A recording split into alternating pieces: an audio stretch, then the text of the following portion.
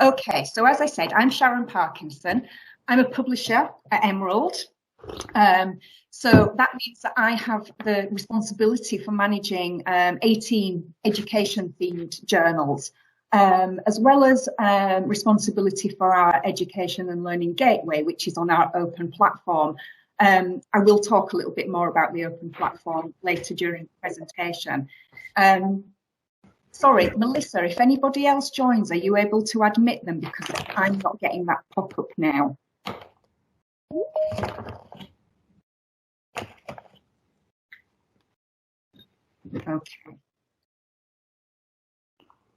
Okay, so as I say, I'll talk more about the open platform a little bit later in the presentation.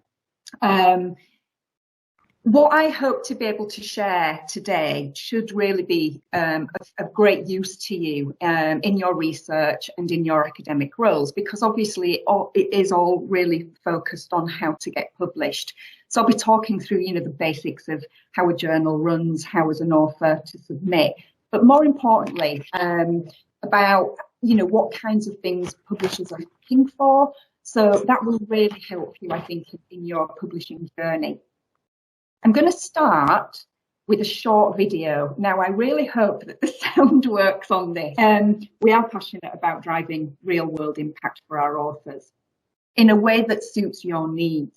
We're 53 years old now, and championing fresh thinking has been at the heart of our business since day one. Our goal is really to help those in academia or people in practice to work together to make a positive change in the real world. Emerald was founded by a group of academics at the University of Bradford School of Management, and we started off with just the one journal, and we've grown the business to a point that today we have over 350 journals, we have over 3,000 books, and we also have 2,000 teaching cases and 20,000 expert briefings.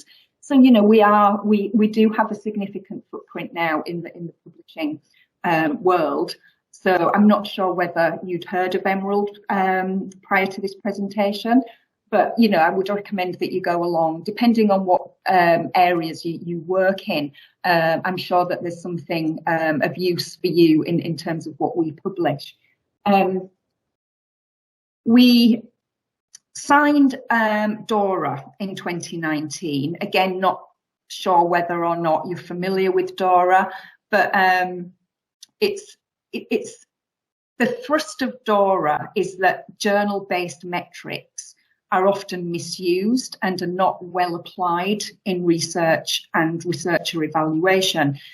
Because we believe that research has real-world impact that goes beyond citation counts, and that's why signing DORA was important to us. And I know that citations is very important, and some of the questions that were put forward to me from you all were related to citations, but we will cover that as we go through the presentation. Now, at this point, I would normally, if I was presenting in person and we were all together in a room, we'd be able to kind of talk about this next point and have like a show of hands. But because we're online, we're going to have to try and be creative. So what I'm trying to do here is find out who has been published before and who's had involvement with journals before. So if maybe you could just use the comments, the chat box, and just type yes if you have published in an academic journal before. So if you could just type yes if you have, and then Melissa will be able to hopefully feedback, because I can't see the chat box now that I'm sharing my screen. Yes, it seems as though all of them at the moment have published. Okay, well, that's good. That just helps me to know where your kind of level is in terms of your experience of being published. Another question I have for you, if you can type yes into the chat box, if you have involvement with a journal beyond being an author, so if you're, for example, a reviewer or an editorial board member, or even an editor, if you could just type yes into the chat box.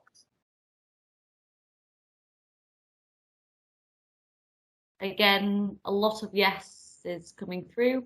Okay, well, that's good, because obviously I know now that there is some obviously experience in this session. So in terms of the questions, though, because I'm sure you will have questions as we go along, I'm going to make sure that there is time at the end for questions to be asked. I would normally encourage questions throughout a presentation, but because of the technology, it could make things a little bit difficult. So if we can save the questions to the end, I mean, hopefully all your questions will be answered as we go along. But if you do have any, then please, I would encourage you to ask at the end, and we can all kind of come off. We can go on camera and we can unmute our mics. Okay, so this is the agenda. We're going to take a quick look at the research landscape. Then we're going to look at the impact of your research. We're going to look at routes to publication, and then we're going to get down to the kind of more nuts and bolts, so the actual publishing in a journal and writing your research. We're going to unpick the peer review process so that you understand what actually takes place during that. We're going to have a look at publishing ethics, because obviously that's also a very important thing. And I know that some of the questions I think that Oscar put to Melissa before this presentation were around ethics. And then we're going to finish off by looking at open research. And then, as I said, we're going to have time at the end for questions. Okay, so let's move on. So the publishing landscape, I thought it would be good to get some context and have a quick look at kind of the worldwide picture, get a feel for what's out there, the amount of research that's going on and where it's coming from. And I've used a tool called Dimensions, and a lot of the Dimensions data is free to access. So you might want to make a note of this, because it's something that I think you will find useful. And by the way, I will share the slides afterwards, so you will have a lot of this information in the slide deck after the presentation. So what I've done here is I've taken a screen grab of all the output of research. So that's through journal articles and book chapters. And this is since 2011. So this is just a 9-year picture. And we can see that there's been almost 112 million articles and books published in 9 years, and every year this is growing. Not surprisingly, we can see that medical and health sciences, engineering, biological sciences, so all the traditional sort of STM fields are the most prolific. But obviously there is also social sciences and humanities further down the list. Still a significant amount of number, given that there's 112 million outputs here. So that just gives you a feel for the size and scale of research. This shows how quickly that is growing year on year. So taking those 112 million outputs and plotting them into this line graph, we can see that every year that growth is increasing, you know, really significantly.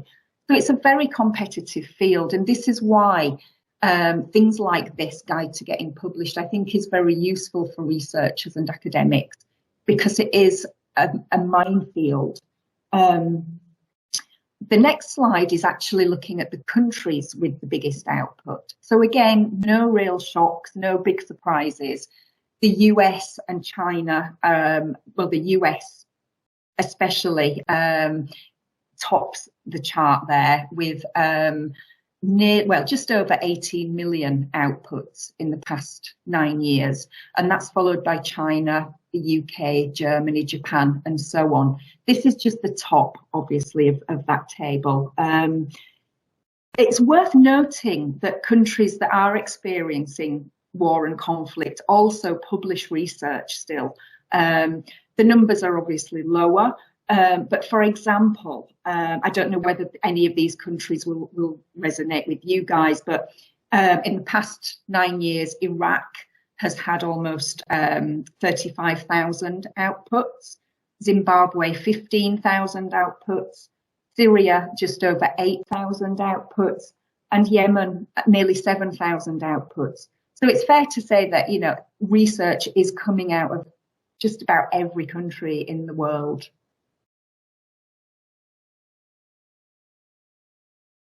So now we're going to take a look at impact, because I know I've already mentioned impact quite a bit at the start of this presentation. So given that we've seen the huge amount of research that's being published throughout the world every year, how do you make your research count? How do you navigate the journey to creating impact for your research? Well, this is how the publishing journey typically looks. So the route to publication starts obviously with your research here, and you decide on the publication or the type of publication, sometimes before, sometimes after you've written your research. You then submit your research to the publication that you have chosen, and I will have a slide about how to best choose the right publication, where it then goes through a peer review process, and if it's successful, obviously it's published. Once it's published, then it's disseminated, and hopefully it will create some change. And that's what we're talking about when we say real world impact. It's after everything has happened, after you've published, after the research has been done and so on. That's when we see the changes. But it's actually more beneficial to think about the impact at the start of your research project. Now, I did have a short video here, but given that the sound doesn't work, I'm going to just skip over that. That was just a very short clip of some consultants that Emerald work with who are experts in real world impact. But I can send you links to some of their information after the presentation. Okay, so with an estimated $1 trillion being spent on research every year across the world, it is becoming more important to see the changes in society as a result of that research. And indeed, funding bodies are increasingly requiring that impact is factored in to the grant applications. So what do we mean by impact? And here I think are a few examples of the words that we would use around impact. So when we talk about real world impact, we mean reduced things like mortality, less waste, lower risk, reduced cost, and so on. We also mean improved efficiency or more effectiveness or increased engagement and things like that. So it's useful to see these actual words to help, apply to what we mean by impact, research impact. So basically, it's the effects of research that are felt beyond the academic walls. So looking at the research cycle, it's useful to see where impact actually takes place. So what we can see at the start of the cycle is, the input of the research. So this is where you set aside your time, you secure the funding and the premises and the resources. Then we move to the actual activity itself. So this is where you collaborate, where supervision takes place, the analysis takes place, etc. Then there is the output. The output is usually publications, data, and results. After the output, so after publication, you have an outcome, and that outcome could be a clinical trial or a new intervention. It could be debate around policy, or it could be an improvement in a process or a service. And then at the end, you have the impact, and this is where everything makes a difference. It could be that there's a change in behaviour, or that there's some societal or economic benefit or an improved process, some health benefits or some actual policy changes.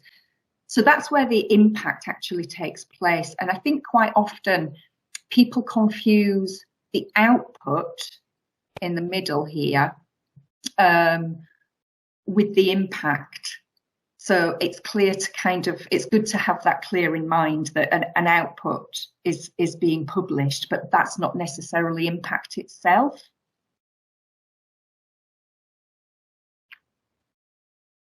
So this is a very shorthand visualization. It's been oversimplified, and it is subject to disciplinary nuance under the factors, but it just kind of shows really that, you know, research is usually conducted here in the university, but the effects of that research are felt in society. And it's how you kind of get from here over that invisible wall to have the actual impact. So this is kind of something that really needs to be considered when you're planning your research and when you think about what you want to do with the outcomes of that. But we can break that down a little bit more in a short while. Just to be really clear, impact, we've kind of looked at what impact is. So we've said it's, you know, things like increased things or decreased things, but it's good to also know that impact is not just dissemination. So telling people about your research doesn't demonstrate a tangible benefit. Impact isn't just about public engagement or academic impact or citations or presenting at conferences. You know, and I think it's good to kind of have an awareness of that, because I think there is some confusion around impact being some of these things. These are just outputs, they're not the impact itself of the research.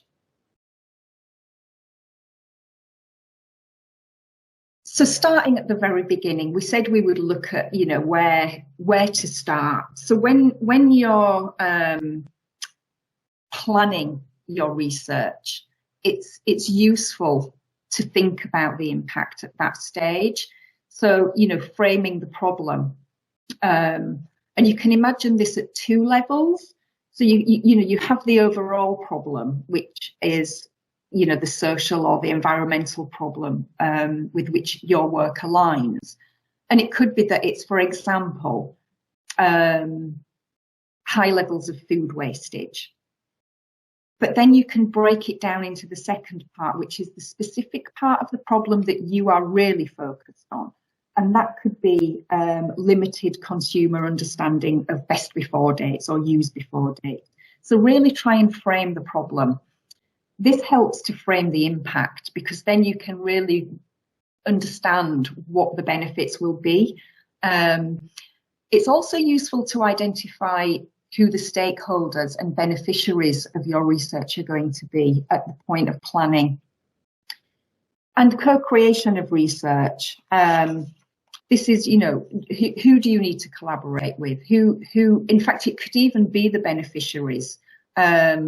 Collaboration is a really, I think it's a growing area, and working with the beneficiaries of the research from the very outset, having them have input into the research, is also something to consider to really help achieve the impact.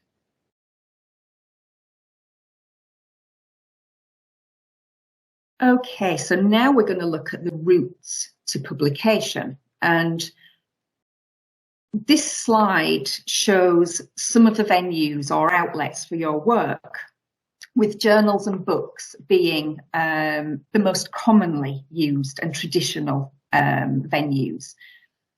It's worth noting that open access is becoming more important, and many of the traditional outlets, the traditional book and journals, are now offering open access options. So you need to think what is right for you.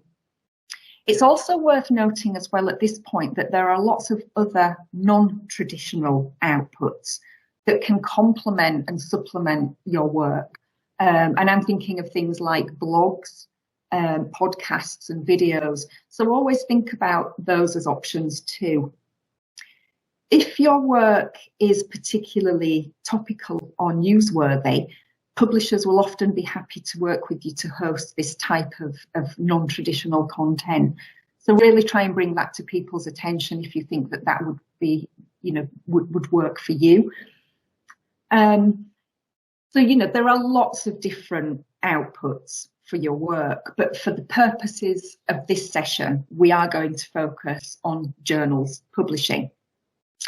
If you're interested in book publishing, I can recommend that you actually go to the Emerald website, and there is a lot of resources on there for all different types of publishing, but books is there because, as I say, we're not going to cover book publishing today. It's just journal publishing.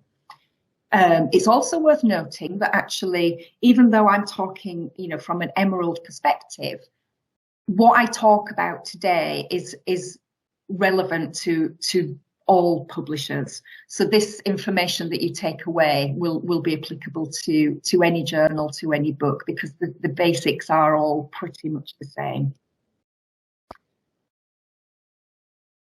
I'm going to just ask you again to use the chat function here. I'd like you to just have a guess at how many journals you think there are in the world. So if you just want to stick a number into the chat function, and Melissa will be able to hopefully read out some of those numbers.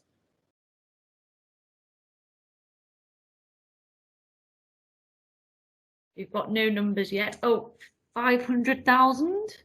Okay. 5,000. Yeah. 100,000, okay. 500,000. Yeah.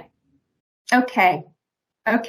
Right. Well, there are actually, the thing is, nobody knows for sure because journals come and go all the time. And there isn't one place that kind of holds the definitive list. But using various sources, we believe there are in the region of 30,000 journals in the world.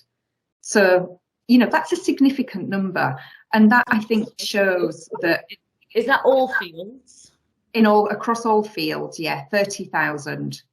So, if you're an author and you're looking to publish in a journal, especially if you're a first-time author, that could be quite daunting to know that there are 30,000 journals out there. Obviously, they're not all going to be relevant to your field, but that's a big number.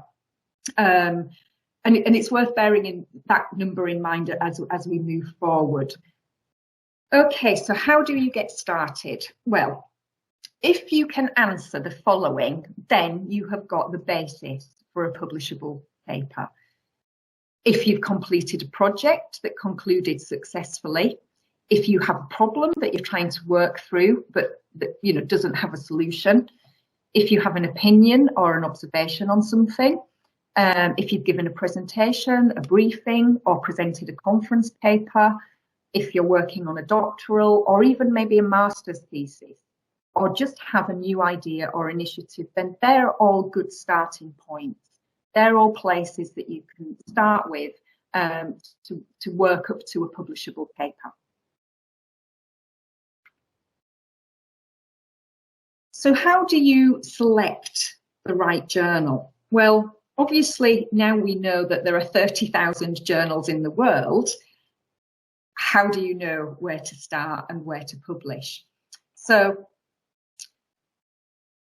you need to think about the kind of influences on your decision. Does your institution, for instance, have an approved list of journals?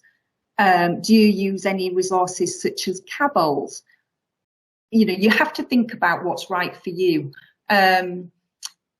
You might want to think about the readership of journals, look at some of the recent articles, look at the societies that are aligned to your work. Do they have journals?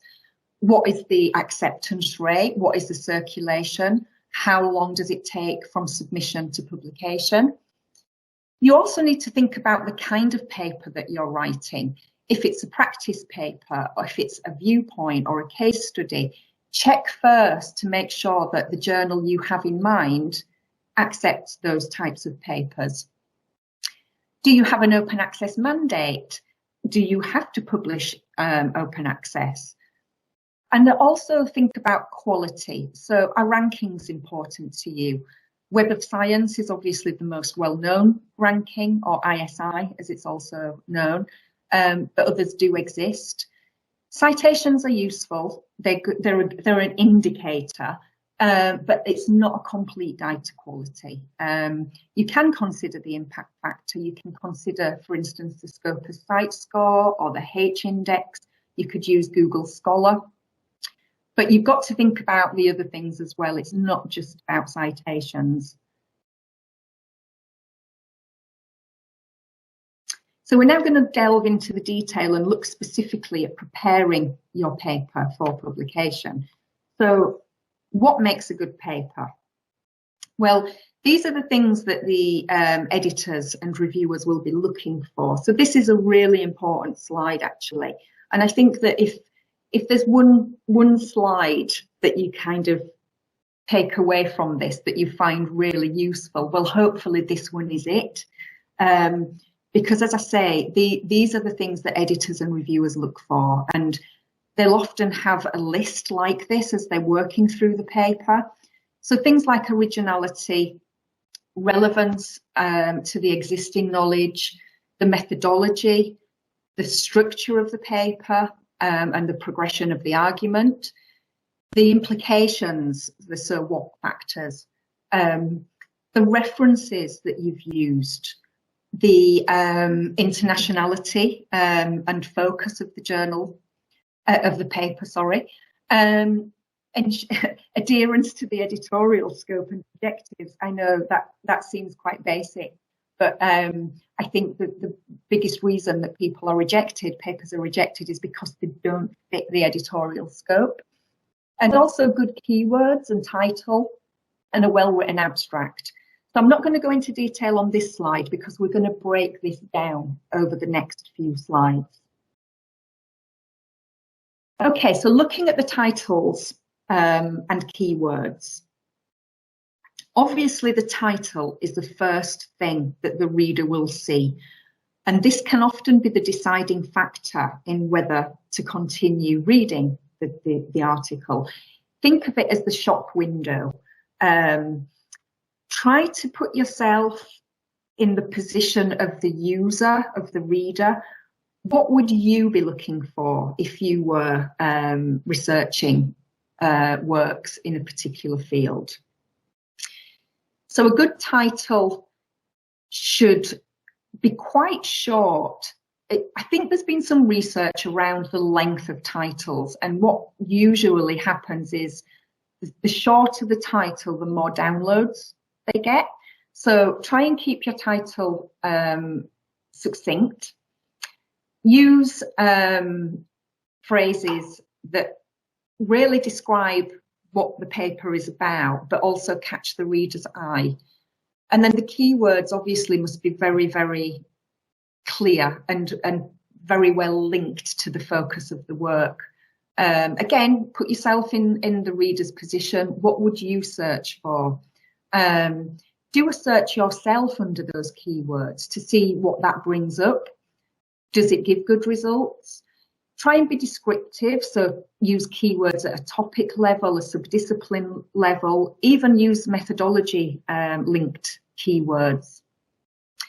Avoid jargon, and don't be overly technical or overly niched, and repeat. Use the same words again in the title, in the keywords, in the abstract, because search engines trawl through all of those elements for the metadata and will surface results based on the keywords in titles and in the keywords and abstracts. So do repeat yourself if it's a really important word. You need to convince the readers that you know why your work is relevant. So this is done in the introduction. So the introduction needs to cover what the problem is. It should also acknowledge if there are any existing solutions, which one is the best, what are the main limits, and what you hope to achieve. So they're the things to bear in mind when you're writing your introduction. Methodology obviously is very important, especially now because reproducibility is a very hot topic, and open data is also becoming a big sort of movement, really, and we're going to just look at that a bit more later on. So in your methodology section, you obviously need to indicate what the main methods were that you used. But you also need to demonstrate that that was the best methodology to use for this research, that it was robust and appropriate. You need to focus on telling the main story. So state the main stages of your research and the methods used and what influenced you to use that approach. And also the samples, for example, that you use, why you chose those particular samples. If you find that you need more, that you can't get everything into here, then do remember that you can put things into appendices if you feel that they are very important. And then the results. Obviously, like with the methodology, you do need to focus on the essentials, just drawing out the main facts. Rather than giving great detail on every single statistic in the results. Just focus on the ones that are addressing the original problem. It's important to stay very focused because obviously there are word limitations for every journal. So keep an eye on the word count as you go along as well. In the results, you also need to draw out any really significant facts that emerge. And again, you can always put additional detail into the appendices if you feel that it really needs to be included. So the discussion part. So this is obviously the main part of the paper, the body of it. Things that you can consider during this part is, do you provide interpretation for each of the results? Are the results consistent with what other reporters have found? Investigators have found, or are there any differences? And if so, why? Are there any limitations? And you can also consider here whether the discussion then logically leads to the conclusion. So this is about the paper hanging well and flowing well. What you want to avoid during this part is making statements that obviously go beyond what the results can support. And you don't want to be introducing any new ideas or terms at this stage. In fact, you don't want to be introducing new terms throughout any of the paper. You kind of do your introduction, and then that's where everything you've set out needs to follow on from. So no new terms, no new phrases, no new ideas. So just make sure that it's very focused and kept on track. And then you have your conclusion, and again, some do's and don'ts. What you want to do here is present global and specific conclusions.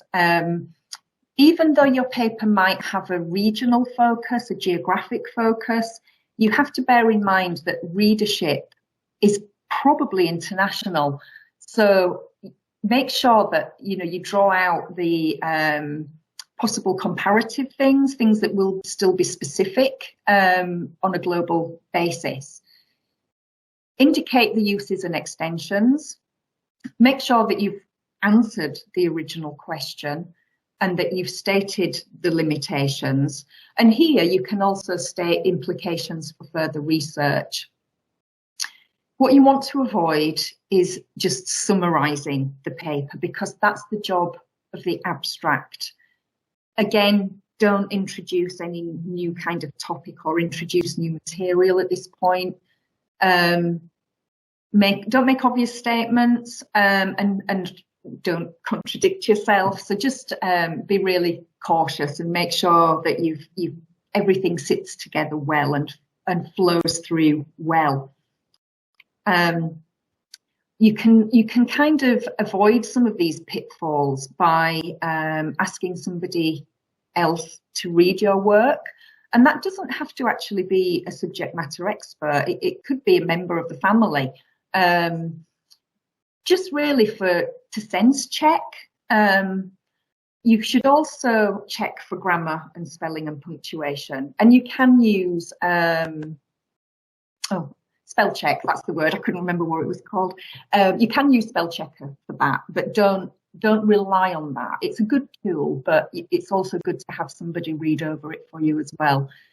Obviously, looking at the flow and the transition of the paper. Double check your stats to make sure that they're all correct. Check your references to make sure that they are all present and correct, and that they've also used the correct style, because the journals do differ. Some require Vancouver, some require Harvard, some APA. So make sure that you've read the notes for contributors and you use the correct referencing style. Make sure that there's consistency throughout your manuscript. And I think, that we do partner with a company called Editage, and you will find that most publishers partner with some author service company. I think, particularly if English isn't your first language, it could be a useful resource to use. Some publishers, Emerald included, will, at request and at discretion, actually allow you to have a deeper proofreading process. That's not standard. Standard is very light touch, but on occasion we do set aside budget for papers that are, that have great content but perhaps need extra work. So that's always something worth asking the publisher about if you would like that service. So you're then at the point of submitting. So where do you go? How do you choose the right journal? Well, first of all, you will have an idea of which journals are out there in your field. You can do basic Google searches. You can use a list that's been created by your institution. You can ask your colleagues. But what you need to do is be sure that it is right by perhaps looking at some of the past papers in the journal, reading the aims and objectives on the journal's homepage, reading the author guidelines to make sure that you've got everything in place as it needs to be, and then knowing what the actual process is for submission. Now, this is another video, but I'm not going to play it because I know the sound won't work, but it's one of our editors who was just summarising all of the things that we've just spoke about. So now I'm conscious that we're actually running out of time, so I'm going to have to go very quickly through the next section. So this is peer review. So there are different types of peer review. There's single blind, double blind, triple blind, and open. Single blind peer review is not often used. It's where the reviewers' names are hidden from the author, so the reviewers know who the author is, but the author doesn't know who the reviewer is. Double blind is the one that's most commonly used, and I think the one that you will probably encounter most. And this is where the authors don't know who the reviewers are, and the reviewers don't know who the authors are. There is such a thing as triple blind, which is very, very rare. But this is where the editor doesn't actually know who the authors are. So everybody's blind to each other, and it's kind of very it's very much a systems-led process. And then there's open peer review, which is the new kid on the block, really. And this is one that we are seeing more of.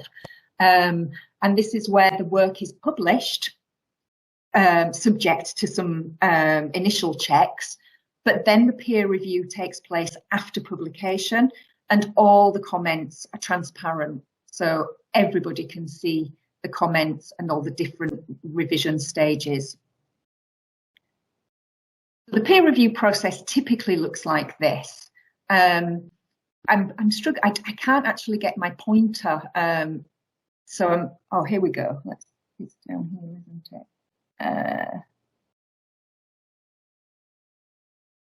Here we go. So this is the point of submission. And obviously you will have read the author guidelines, so you'll know where and how to submit. So you submit usually using an online platform. That goes to the editor.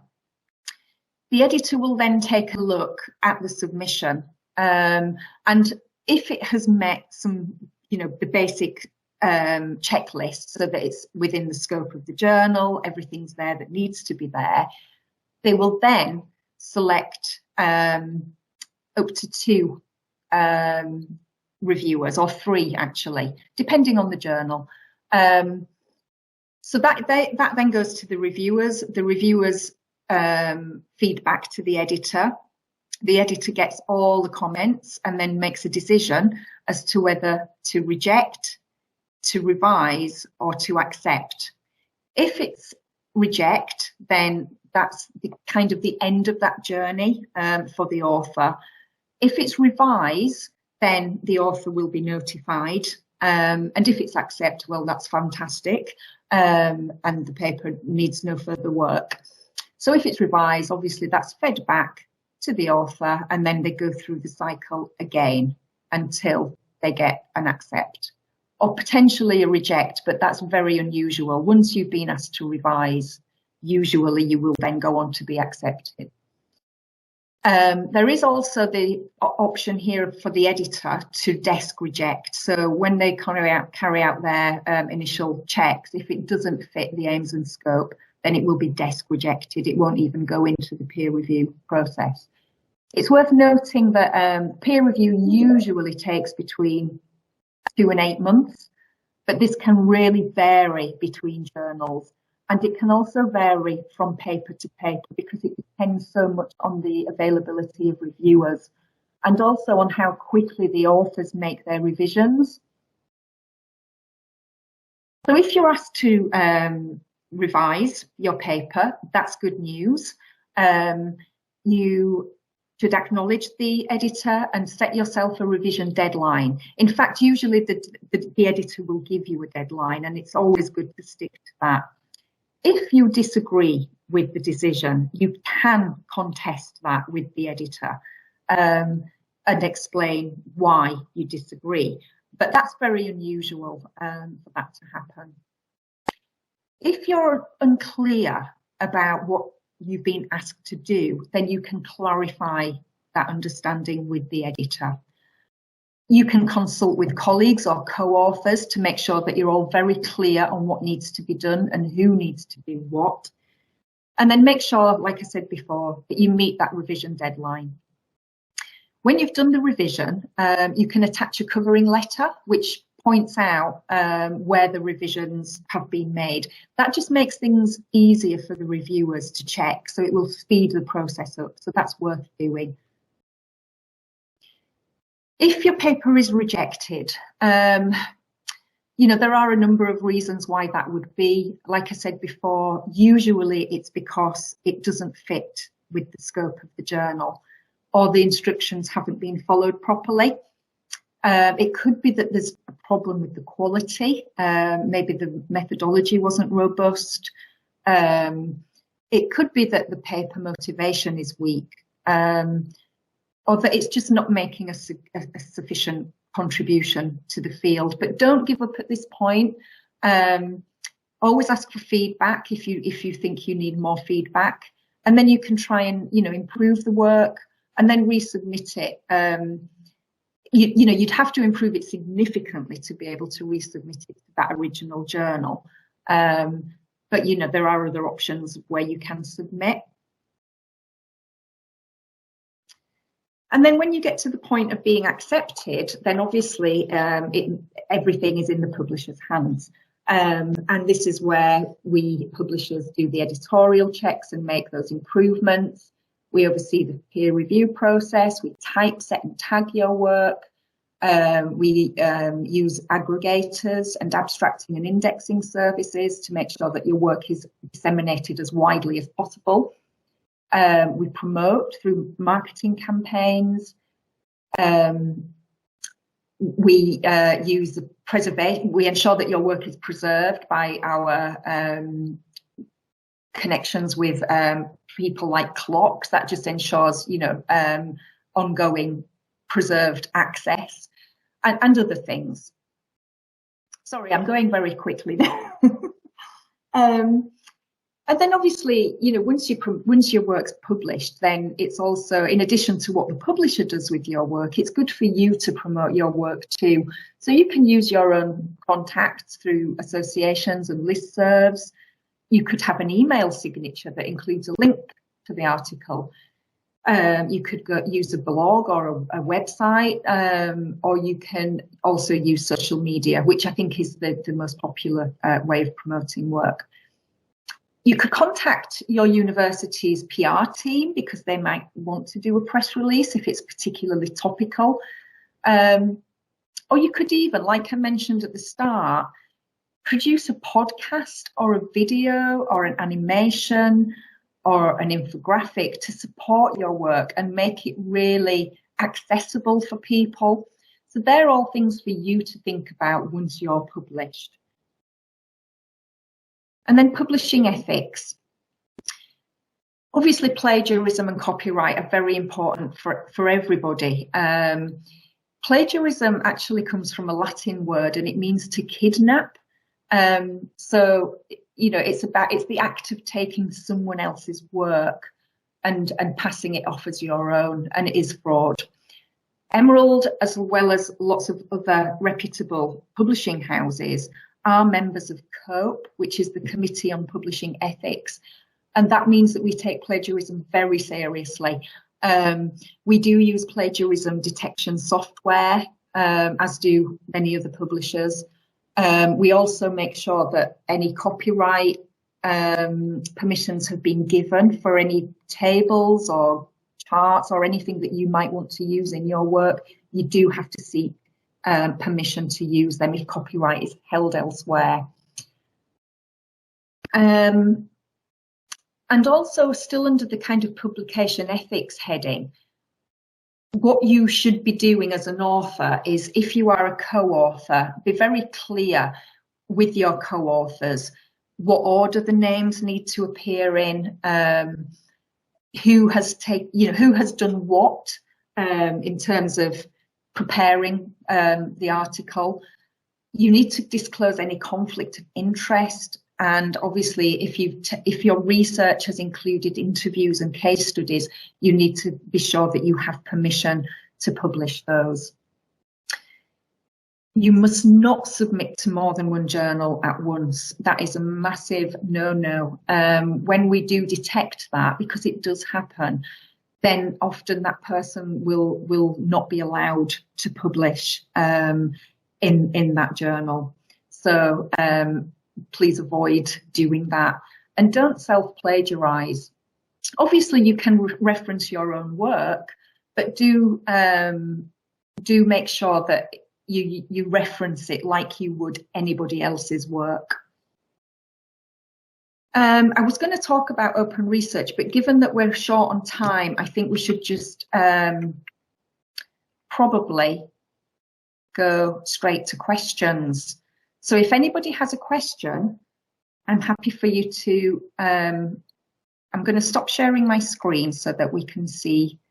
Sharon, we've got quite a lot of questions, and I've just mentioned in the chat that obviously due to timings, I'll send these over to you, and then if you could respond, and we'll make sure that they get sent to Oscar and then they can be shared with the rest of. Yeah, fine. I mean, if there's one or two that I can answer now in the next couple of minutes, then I'm happy to do that. We'll start at the top. So Ada's asked, is there any guidance about review papers, please? Review papers? Yeah. Yes. We do. I think most good journals will publish review papers. Review papers are very popular, actually. And what you will have to do to ensure that the journal that you're interested in publishing with, to make sure that they do publish review papers, always consult the author guidelines. There is also, certainly on Emerald's website, some fantastic resources for authors and lots of guidance with how to help you with your writing. So if you visit a publisher website and go to that kind of section, that resource, there will be lots of tips and hints about how to write particular types of articles. But yes, review papers are very popular. Okay, great. Another question is that there was a mention that there's a decline in 2020 for the number of publications worldwide. I kind of just explained that it could be due to the pandemic and the effects on people's lives, and pause on kind of institutions. And there was also a follow-up question which you might be able to help with. Do you have any data for the number of publications in Middle East or Arab countries?